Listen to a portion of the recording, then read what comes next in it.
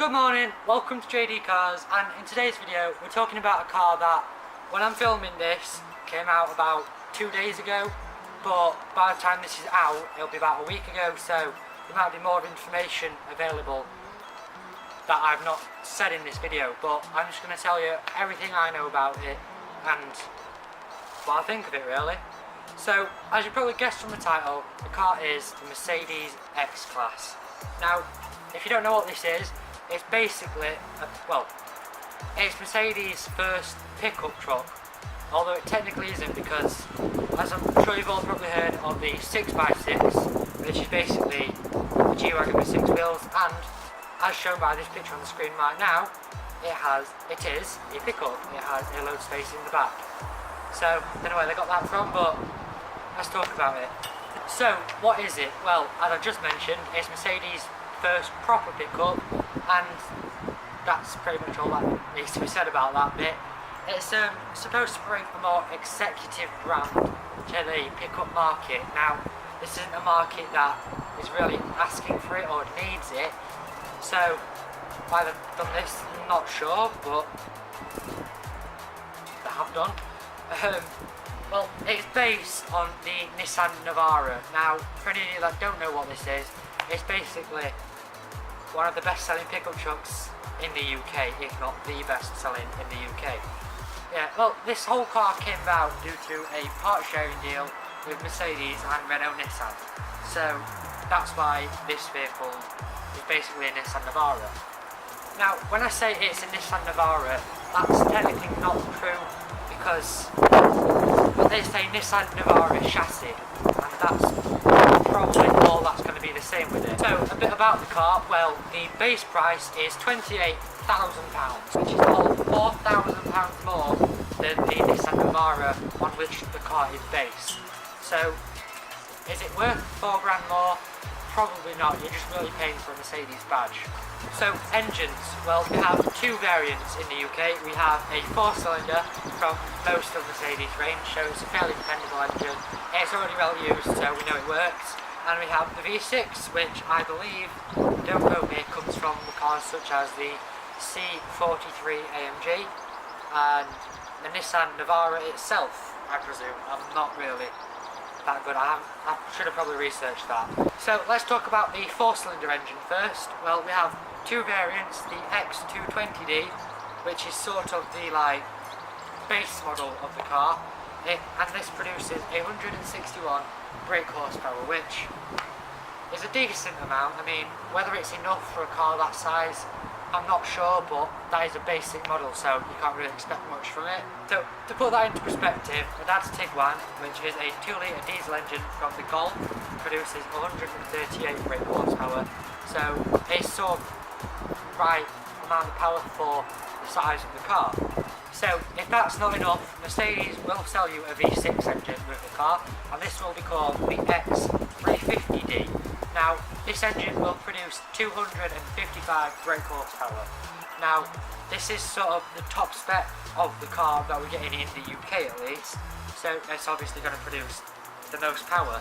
Now, if I were going to buy one, I'd probably buy this, because you're going to want to carry a lot in a pickup, so it makes more sense to have more power. And with more power, there'll probably be a lot more torque, and that's what you want in a car like this. Gearbox, well, I don't think we're getting a manual. I haven't seen anything to suggest we have, but we're getting a 7-speed. So, gearboxes, well, I don't think we're getting a manual. I haven't seen or read anything about it suggesting we are, so I'm just going to presume all we're getting is an auto, which, to be honest, I'm not disappointed about. I'm not really that bothered about manual in this case. So, this gearbox is called the 7G Tronic automatic gearbox. Now, what this basically means is it's a 7-speed auto. That's pretty much what's in most of the Mercedes range now, so it should work quite well.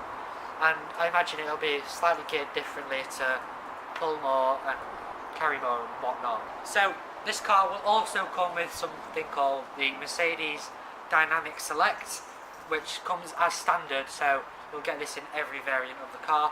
And what it does is basically it sort of sets the car up for different terrains. So, quite similar to the likes of what Range Rover do, where you can have it set up for snow, gravel, dirt or road, and it's something that's been used in most of the Mercedes range, so again it should work quite well. I mean, I presume we've had it in likes of the GLA, so yeah, it should work quite well. So what settings do you get with this? Well, we get comfort, eco, off-road and normal mode, which is actually a first for the pickup sector. So no surprise here, but all UK cars will have a permanent four-wheel drive system, which again was expected in this. Now Mercedes will do a rear-wheel drive version for cars that are, well, probably in Germany and the rest of the continent, but to be honest, again, I'm not going to miss a rear-wheel drive car. It doesn't make sense to buy that, so I'm happy all we get is a four-wheel drive system.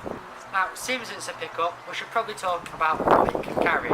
Well, it's based on a Nissan Navara, so the figures are going to be pretty much the same. In the low space, that's the bit in the back that carries things, can carry up to 1.1 tonnes.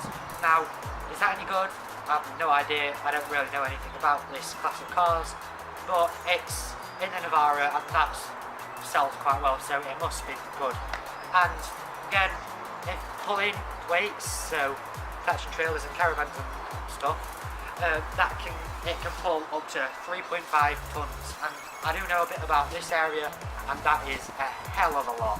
I mean, most cars, like crossover cars, so the likes of Tiguans and Cougars, will pull up to 2 tonnes, which is a lot already, so 3.5 is a lot. And because it's a pickup, you can get those nice caravan things that can only be pulled by a pickup. I'll put an image on the screen now to show you what it looks like. So yeah, as you'd expect, most parts of this car do come from the rest of the Mercedes range. Like the interior is basically parts from the A-Class and the C-Class. Now there is a bit of plastic, a bit more plastic involved with this car because it's a heavy-duty vehicle, so it needs to be rugged.